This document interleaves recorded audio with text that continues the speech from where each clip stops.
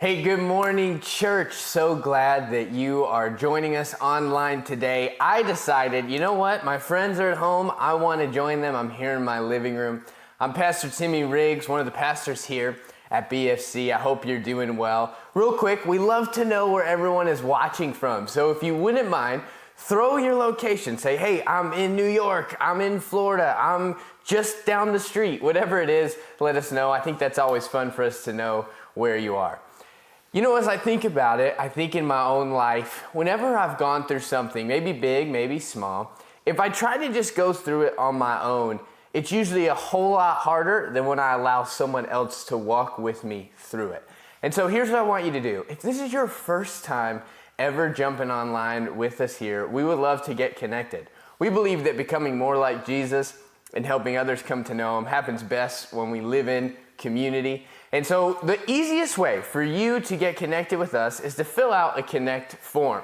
When you do that, you'll be able to give us a little bit of information, and a pastor will be reaching out to you sometime this week. Another great way to use the Connect form is if this is your home church. If this is always where you're connected and where you're plugging in, you can use that for any other kind of communication. A prayer request, a praise report, a question. Maybe you want to get plugged into a small group or a Sunday school class, or want to figure out what's going on with our youth or kids or service times, whatever it is, you can use the Connect form. It truly is our best line of communication. So I hope that you're using that to all that it has to offer. Hey, we are excited about the series that we're in right now. It's called Healing Conversation. Pastor Rick has been hitting out of the park. I really feel like God is just whispering into his ear, and Pastor Rick's just repeating it. And basically, here's what we know. We know that there are a lot of hurting conversations going on, whether it's on social media, in living rooms, in the office, whatever it is. And we believe as Christians, as followers of Jesus, we ought to be people who employ healing conversations. And so this series has been phenomenal. It's helping me. It's helping so many around. So be sure to share it with your friends. I promise it's going to speak to you, and it's going to speak to your friends. And all you have to do is share it with them, copy the link, hit the share button, whatever it is. Tell your friends, hey, we'd love for you to join us in this series. Along with that, there's so many different ways that we like to stretch the message. That's making sure that during the week we are reminded of the truth that we heard in the service, right? We don't just come in and come out. We want all week to be living out what we learned. And so on our Facebook, our Instagram, there are so many different pieces of content that we're throwing out. One of them is our guided prayers. Our guided prayers, inspiration, is something that I think would really bless your day. It's only a couple minutes long each time. It's completely connected to our devotions that are also another way for you to help grow in your faith journey.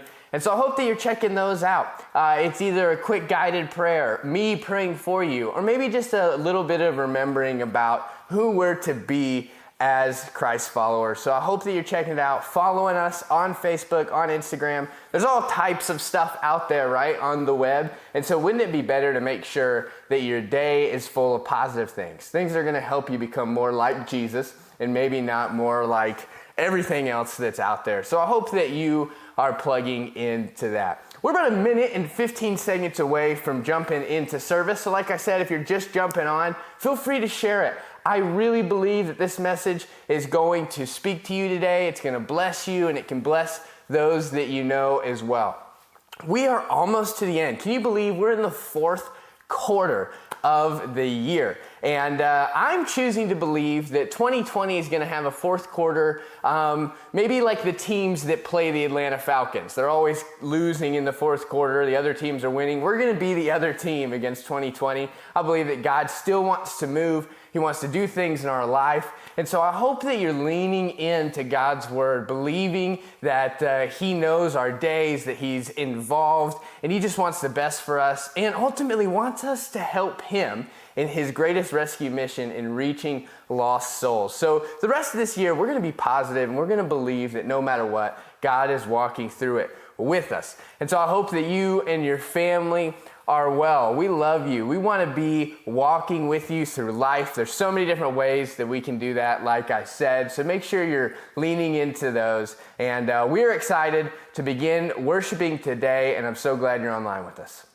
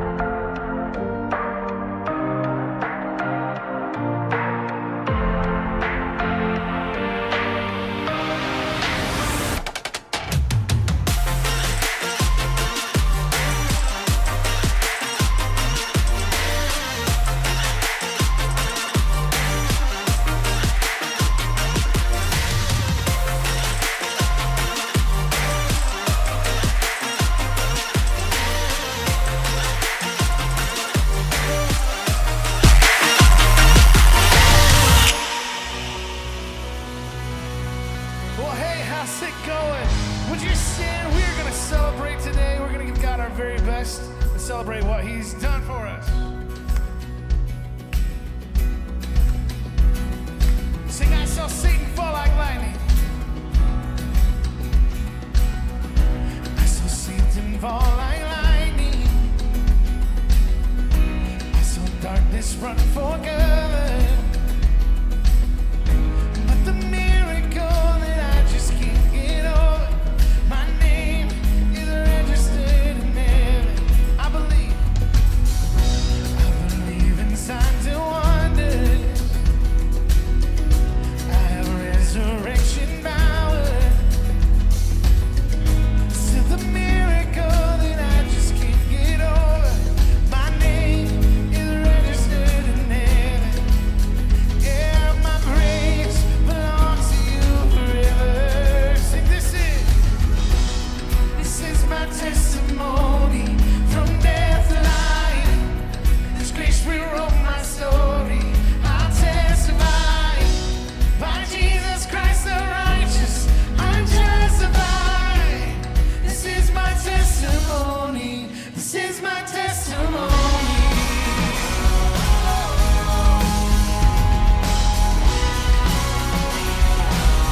So come together, sons and daughters. Bought with blood and washed in water.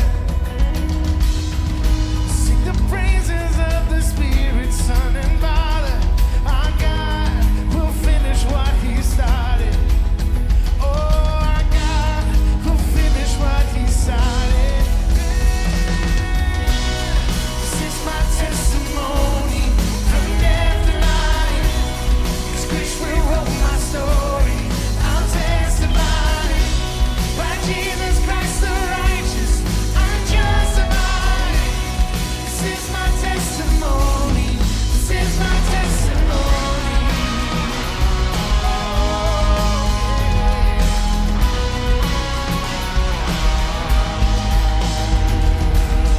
Come on, we're gonna sing this next part over and over. Sing it. If I'm not there, then you're not done. Greater things are still to come. Oh, I believe. If I'm not there, then you're not done. Greater things are still to come. Oh, I believe. If I'm not there, then you're not done. Greater things are still to come. Oh, I believe. If I'm not there, then you're not done. Greater things are still to come. Oh, I believe.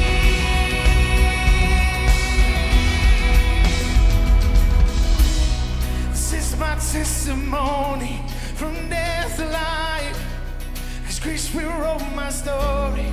I'll testify, by Jesus Christ the righteous, I'm justified. This is my testimony.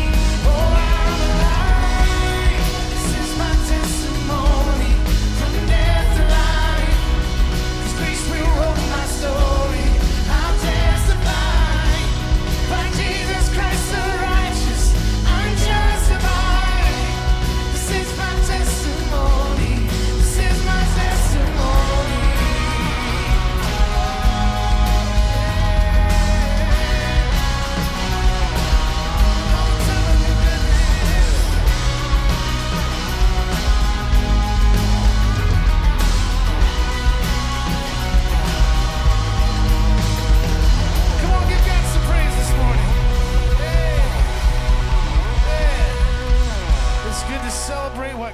has done with you. We are glad that you have joined us. My name is Chad. I'm one of the pastors here.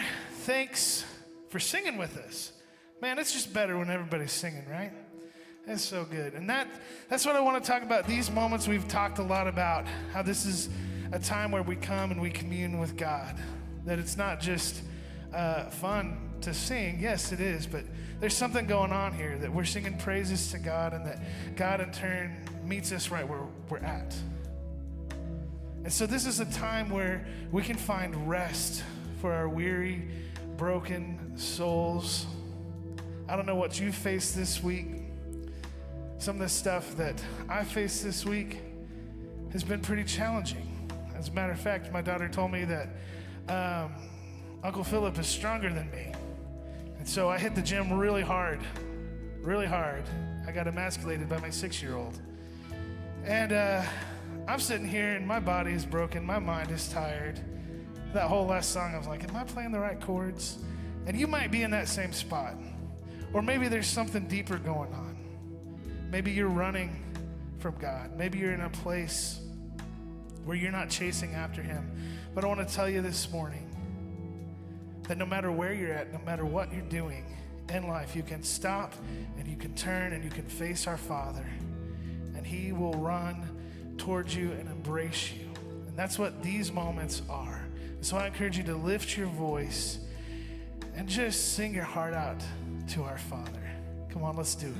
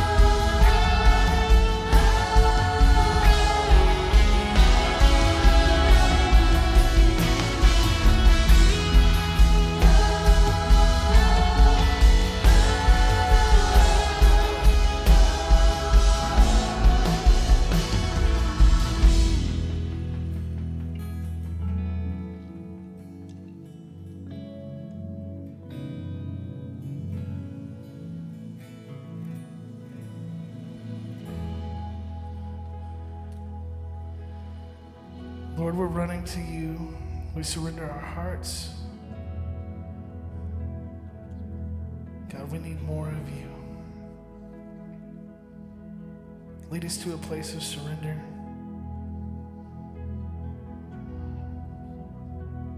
Let nothing be in between us in this moment.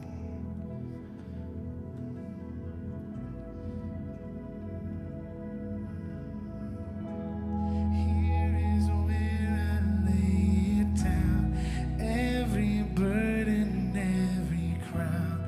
This is my surrender. This is my surrender.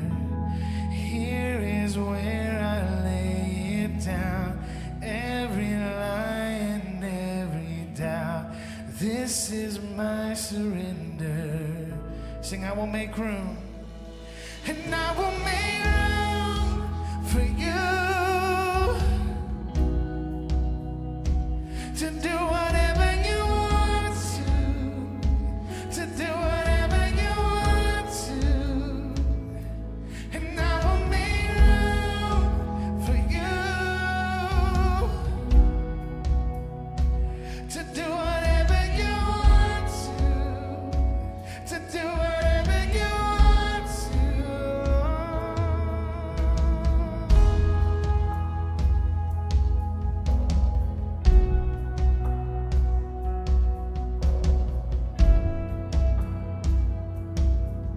We're gonna sing that verse again. Here is where I lay it down, every burden, every crown. This is my surrender. This is my surrender. Here is where I lay it down, every lie and every doubt. This is my surrender. Come on, just open your heart to God. And I will make room for you to do whatever you want to do whatever you want to. And I will make room for you, Lord, to do whatever you want to do whatever you want to. And I will make room for you, Lord.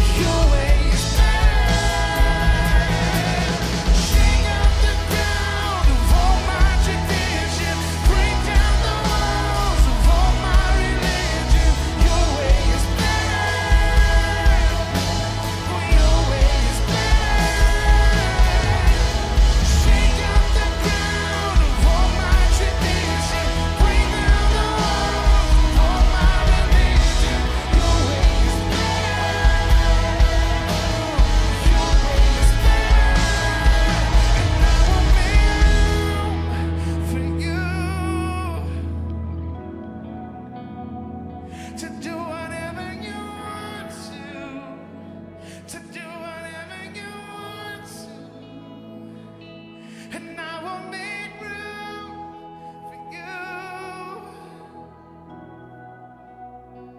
to do whatever you want to do whatever you want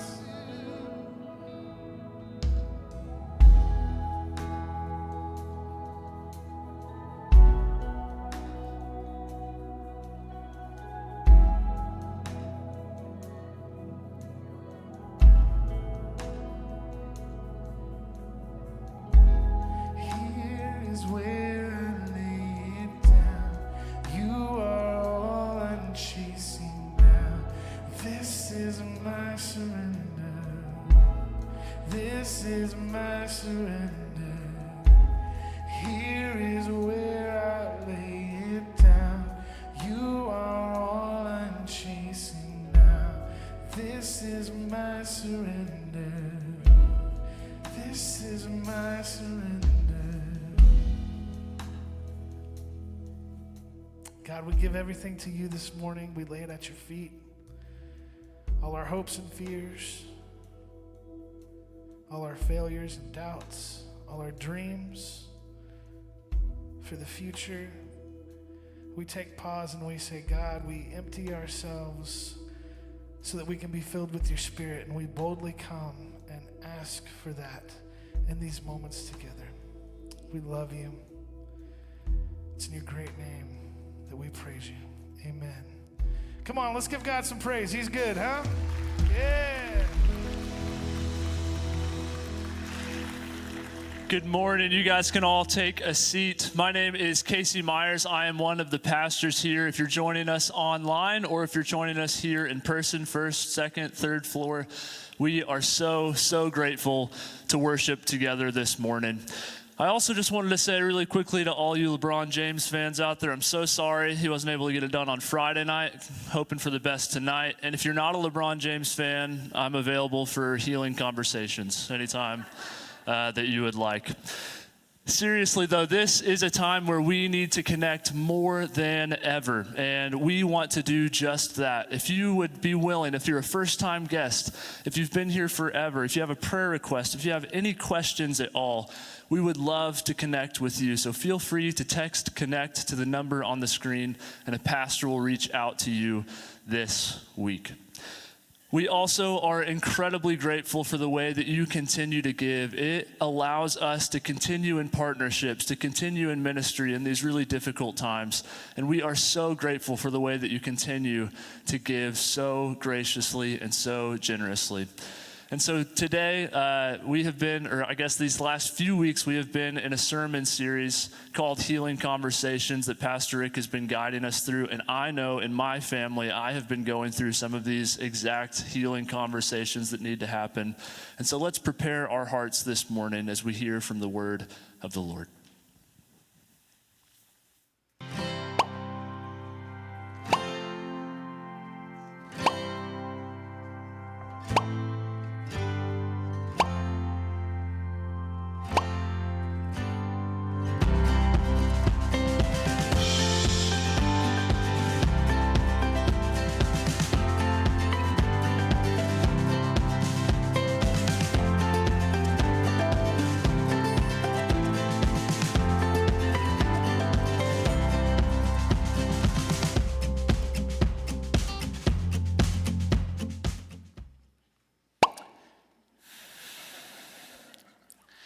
Let's talk for a few minutes about the series that we're in, Healing Conversations, okay? How many of you watched either the presidential or the vice presidential debates over the last couple of weeks? Just raise your hand really high. If you're online, get involved with your online pastor. Would you describe those conversations as healing conversations? I don't think so. So what are the elements that do make a conversation a healing conversation? So a few weeks ago, we talked about trust being one of the elements. Do you remember what the next week we talked about being an element in a healing conversation? Did I hear humility? In my dreams, I'm hearing hundreds of people say, yes, we remember every sermon you've ever preached that was humility. And then we talked last week about self-disclosure being an important element in a healing conversation. And today we will talk about another element, okay? So we kind of confessed a couple of weeks ago. There are some people that I'm a little leery of entering into a political conversation with them because I don't know that it would be a healing conversation. Or maybe you would say there are some people that I would be a little slow to enter into a conversation rather about the pandemic. But because I don't know that that would be a good, healthy, or healing conversation. Or there's some people I would be careful to enter into a conversation about race relations. Because I don't know that that would be a healing conversation. However, we as followers of Jesus feel a calling to lead the way in having meaningful, healthy, healing conversations with others. And we desire to do that. I'm going to challenge you for a minute. Could I do that? To say that I believe this series is a little deeper than what I'm saying now for you. Because I believe that this series affects every relationship in your life. So how many of you would say, I think that I could use a few more healing conversations with my spouse?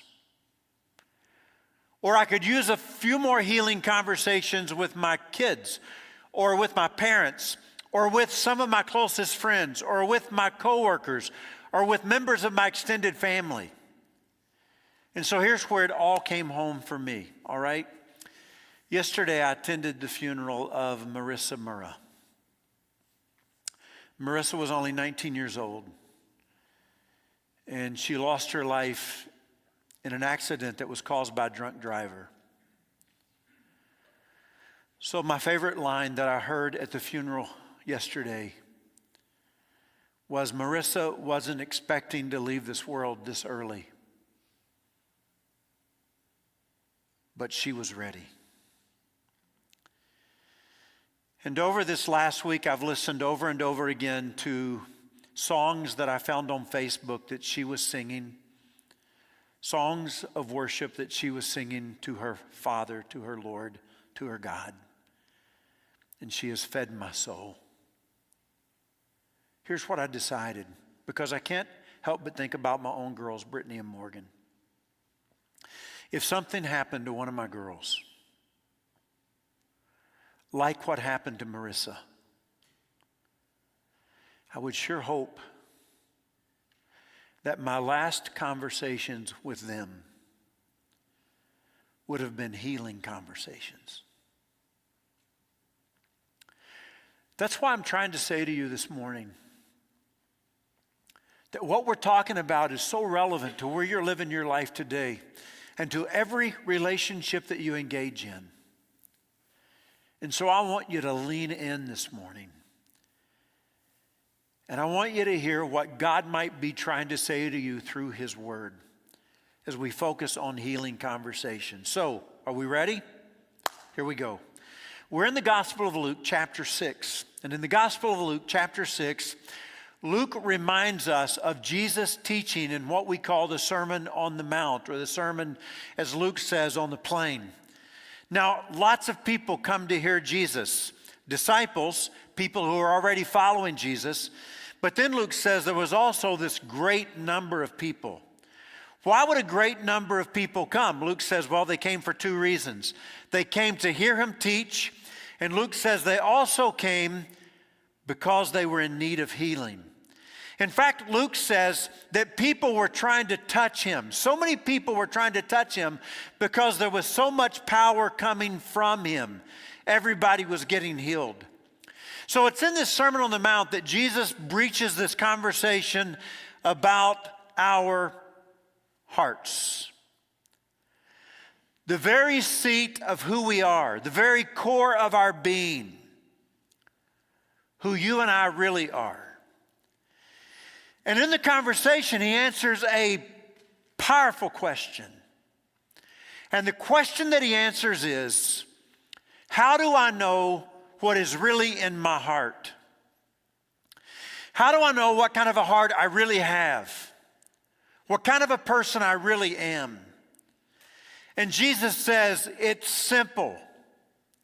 It's easy. It's not a mystery. You don't go through your life trying to figure this out. It's not difficult. You can know what kind of a heart you have. And Jesus says the way you know what kind of a heart you have is by looking in your life at the fruit it produces. So what do you mean? He means this. Do you tell the truth? Do you lie? Are you trustworthy? Are you not to be trusted? Are you humble? Are you arrogant? Are you loving? What others say about you, not very loving. Are you kind? Are you unkind to people? Are you self-centered? Or would you say, no, I'm more centered on other people and their needs? And Jesus says, well, there you go. Now you know what kind of a heart you have. It simply depends on what your life is producing. So let me say it another way. How many times do you think you look in a mirror on a given day? So if you asked me, I think I would have answered not very many. But as I begin to think about it, I realized I probably look into the mirror many times on a given day. I don't know why I do this, but when I get up in the morning and I'm headed to the bathroom, I look over at the mirror. It's kind of like I'm just saying, hey, how you doing? Morning. Don't look at yourself when you first get out of bed. It's not great. Hair is disheveled. You feel a little puffy. It's not good, you know. But then as I'm getting ready, I look in the mirror several times. And then as I move through my day, every time I go to the restroom, I look in the mirror as I'm walking out of the restroom. Every time I get on the elevator at work, I look in the mirror. Every time I brush my teeth, I look in the mirror. I don't know how many times I look in the mirror every day, but it's a lot. Many times when I look in the mirror, I don't love what I see. Can I get a witness in the house? But you know what I never say when I don't love what I see? Hey, Annette, we got to get better mirrors in this house. Because I don't like what I see. Because here's what I know. A mirror only does one thing. It reflects what's in front of it. And it doesn't lie. All mirrors do is reflect what stands in front of them. That's all they do. And they don't lie. And so if you understand that, you're going to understand this. Our behavior only reflects what is in our hearts. The way that we live our lives, the things that we do and the things that we say are a reflection of our hearts.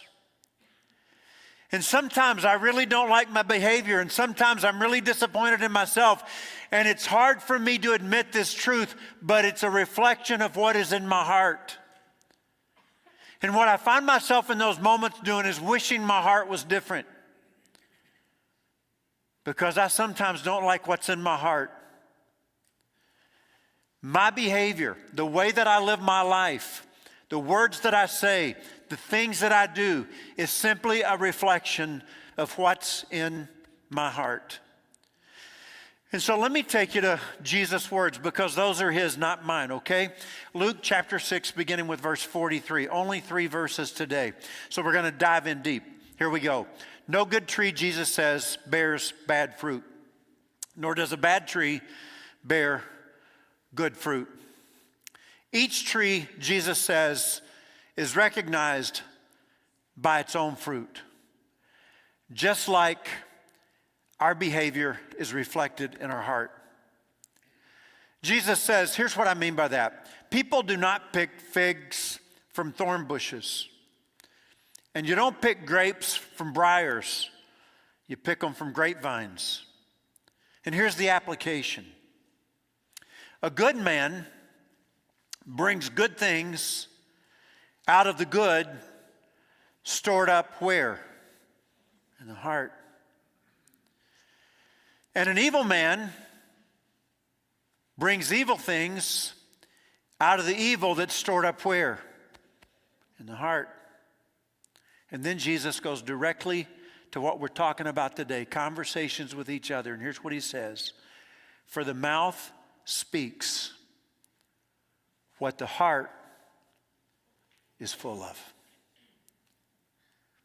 Whatever comes out of the mouth is what's in the heart. If it's not in the heart, it can't work its way out of your mouth. It's one of my favorite verses that Jesus ever said, and I wish you would commit it to memory and remember it the rest of your life. Say it with me. For the mouth speaks what the heart is full of.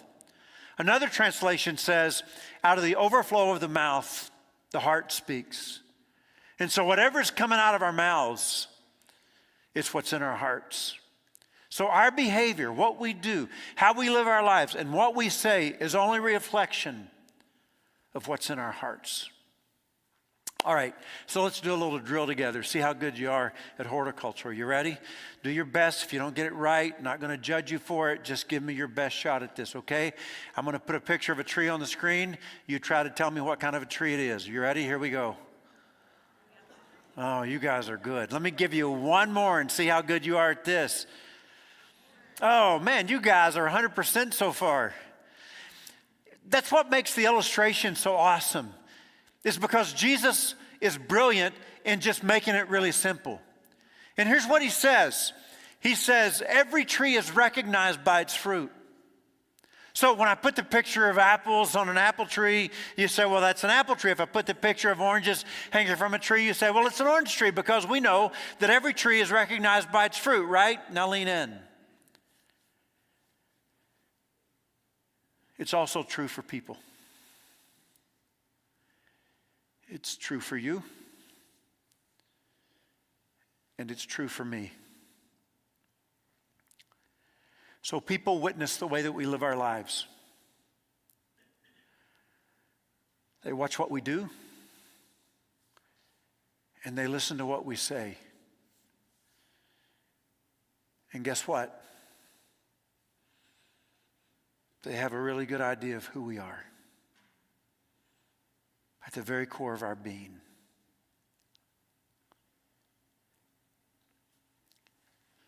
I wonder if at times we think maybe we've got people fooled. And they're shaking their heads saying, nope. I think I know who you are.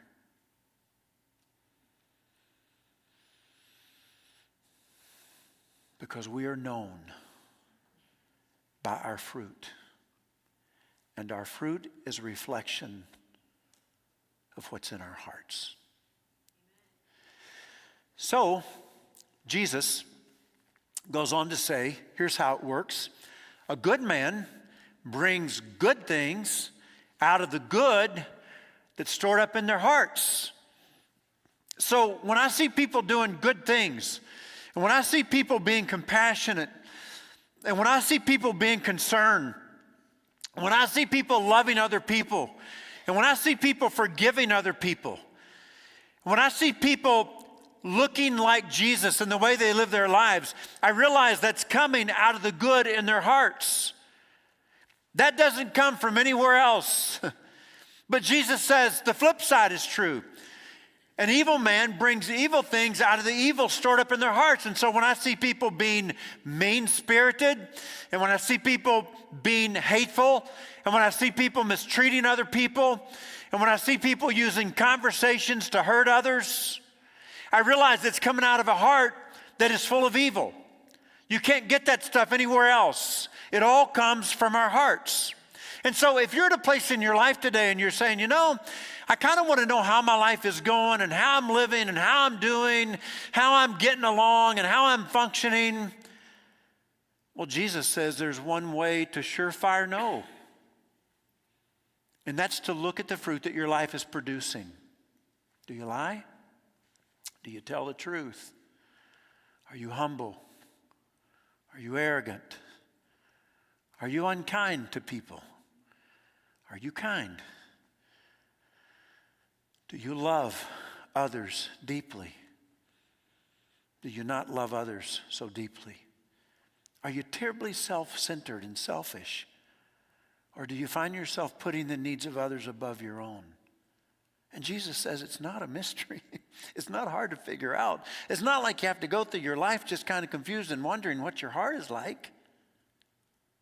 In fact, Jesus says it another way, and I love these words, for the mouth speaks what the heart is full of.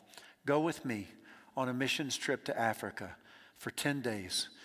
And when you get home, you're going to say, I think I know what Rick is like. Because for 10 days, I'm going to talk. And the mouth only speaks what the heart is full of. And after 10 days, you're going to be able to say, I know that guy pretty well. I think I know what he's like. So let me just reason with you for a minute, okay?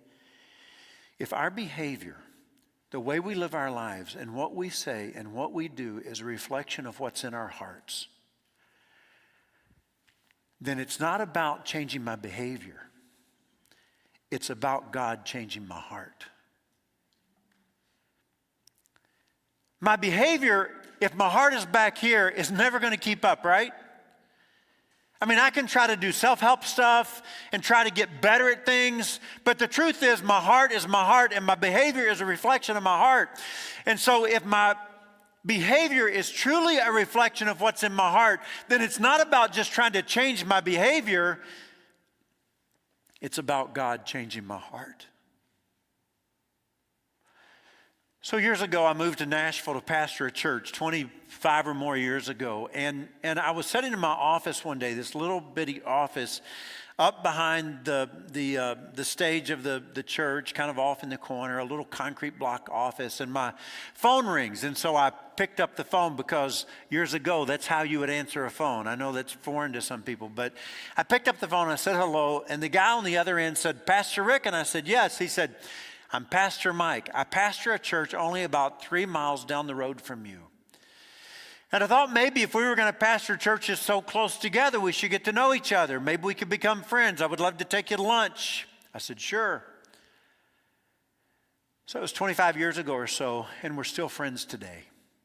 We're close friends. Now, I don't want to exaggerate, but I think he might have asked me 75 to 100 questions at that lunch. I mean, he just had more questions than I could answer. And every once in a while, I'd feel bad because the conversation was all about me, and I would try to flip the conversation back to him. But I just think he was better at asking questions than I was. You know what I mean? And so I just kind of opened my heart. I didn't feel like he was prying. I didn't feel uncomfortable with it at all. I just felt like he was genuinely interested in me. I felt like he believed that I was worth knowing. And we all need people in our lives who ask meaningful questions. And we all need people in our lives who ask, how are you doing? No, really, how are you really doing? And I think all of us need people in our lives who have the gift of what Dave Roberts calls in his book, Healing Conversations, what he calls curiosity. Are you curious? Because Dave goes on to say it's not just about pretending to be curious or interested in somebody else. It's coming from this belief in your heart where you are convinced that other people are truly worth knowing. And so it's going to get real here, okay? I've come into the room with a question for you.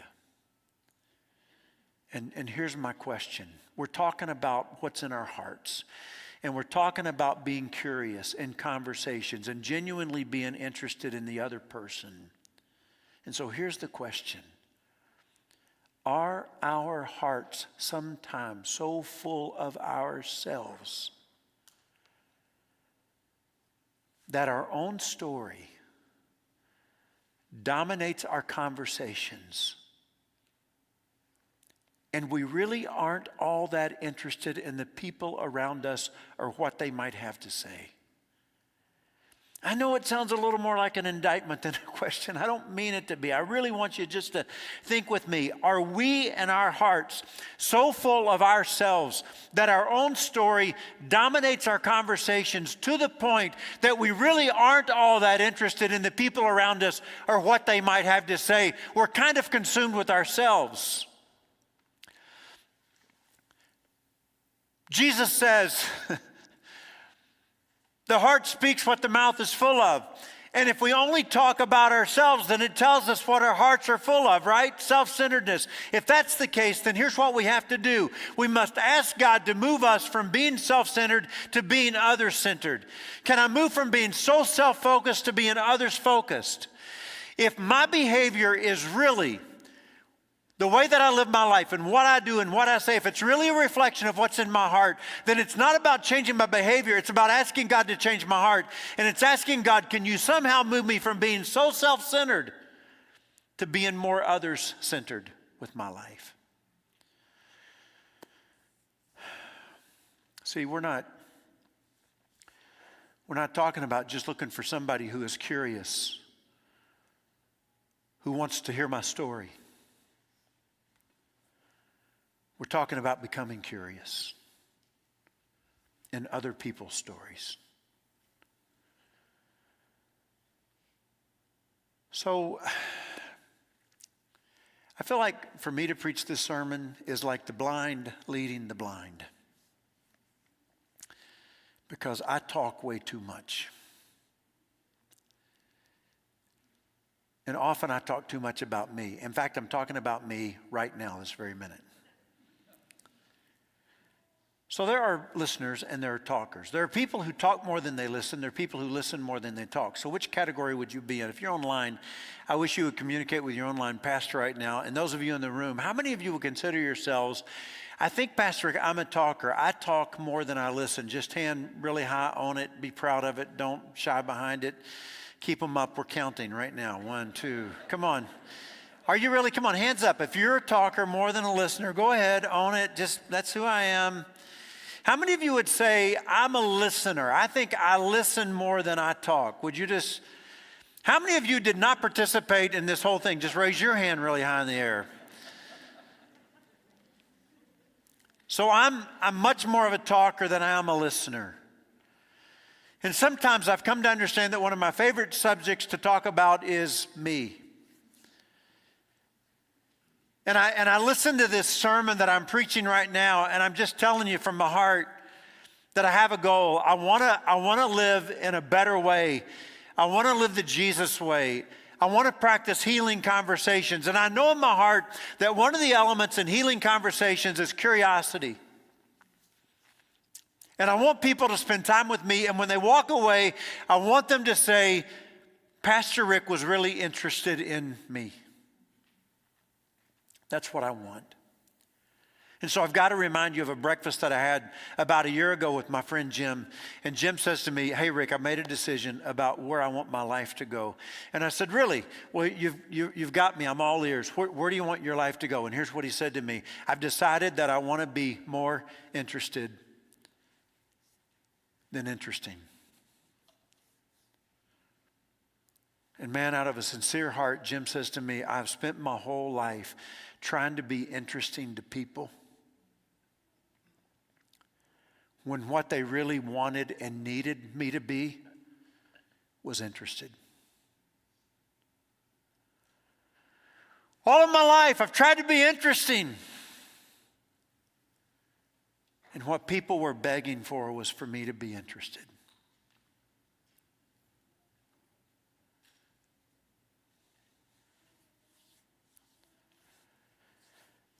You ever been to a counselor? I mean, made an appointment? Gone to see a counselor? What was that like? Did they talk a lot? Generally, they don't. Generally, they listen a lot. And they ask really good questions.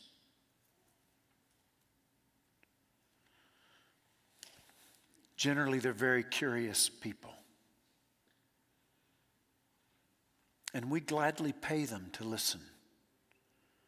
Every day, millions of people make appointments with counselors. And they go into their offices and they sit down. And they have their undivided attention. Because they know that the counselor is going to listen to me. And they're going to ask really good questions. And they're going to try to help me to understand all of this that is bound up in the recesses of my soul. See, I think the fact that that practice exists in our society is a testament that you and I are individuals who long to be heard. And we have a need for people with the gift of curiosity in our lives. And therefore, we have a responsibility to be curious. Do you know why I think some people don't talk much? I think they're convinced nobody's really interested in what they have to say. I think they're convinced we're more interested in what we have to say.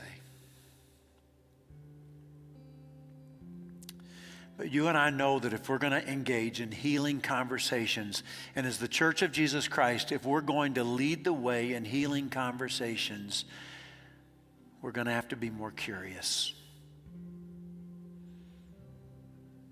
And we're going to have to come to believe in our hearts that people are worth being known. And so, if our behavior, how we live our lives and what we do and what we say to people is a reflection of what's in our hearts, then it's not about changing my behavior. It's about God changing my heart. And it's saying, God, would you help me to be less self-centered and more others-centered? You want to bow your heads with me?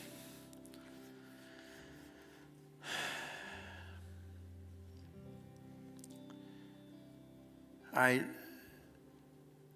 am feeling like I need God to change me. Others in the room may be feeling that. I am embarrassed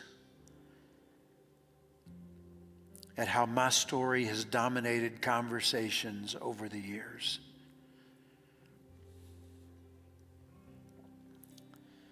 And I have failed to listen and ask questions.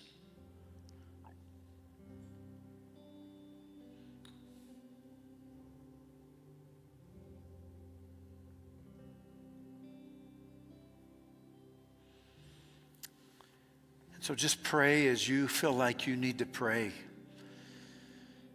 And if you don't need to pray for yourself, pray for me.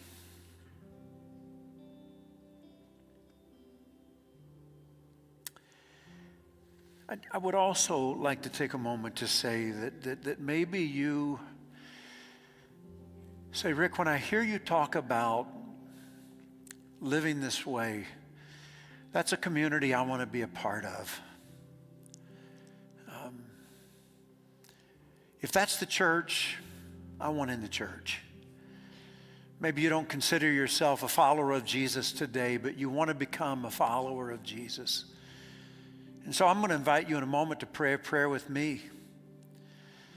Because you may be saying the work that you're talking about wanting God to do in your heart, I want God to do that in my heart. And I want to enter into a relationship with the Father where that He will have the right to work in me and change me. And so just pray this with me. Lord, I'm asking you to work in my life too. For any sin that I've ever committed, I ask for your forgiveness. For all the selfishness, I ask for your forgiveness. For all the self-centeredness, Lord, I ask for your forgiveness. Come into my heart. Make my life, my heart right with you, God. From this day forward, I want to follow Jesus and his way.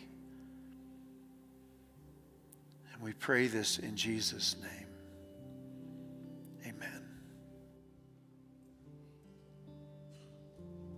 Yeah, let's sing this together. As we do, let's ask God to continue to change our hearts. Singing the secret.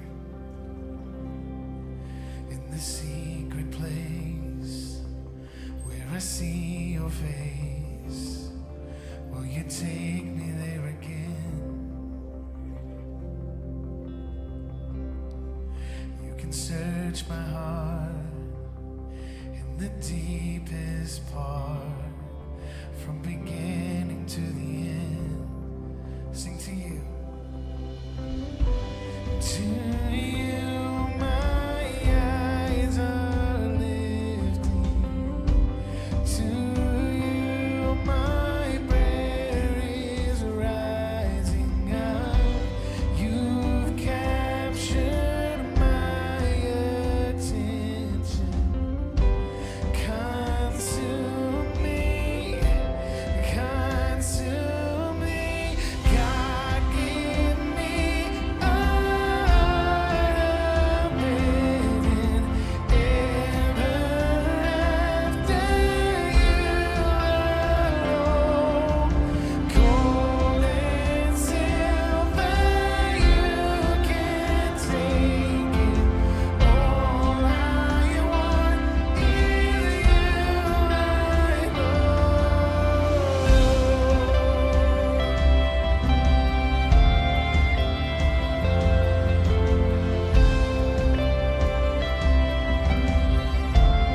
So you can have my soul, just like Jericho. Come and tear down my wall. And I am in your hands. You are the promised land. You are the king of my heart. To you, my eyes are lifted.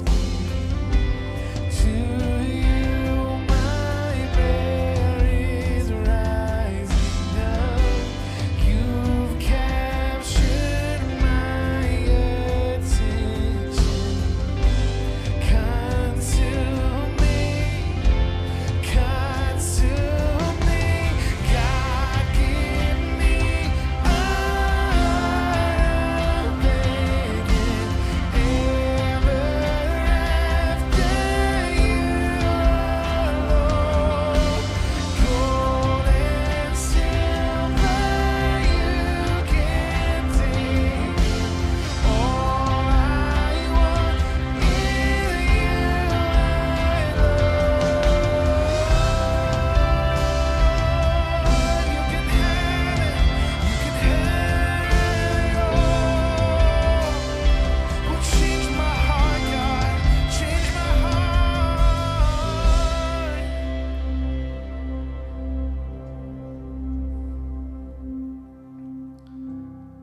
And when I've been the fool and I've hid from you, you still call out my name.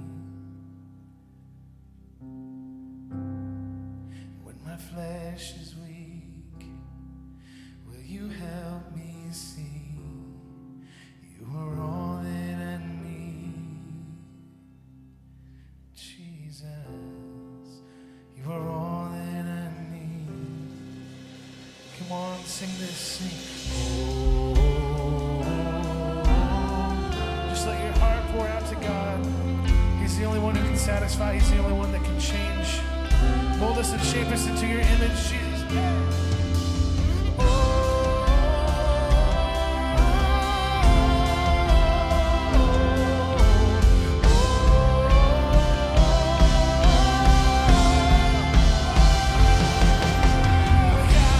give me a heart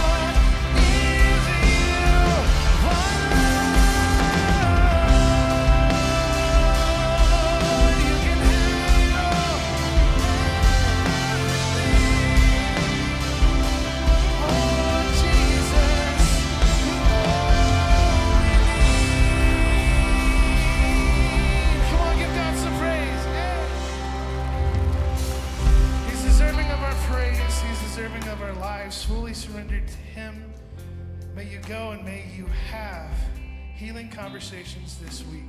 You are dismissed.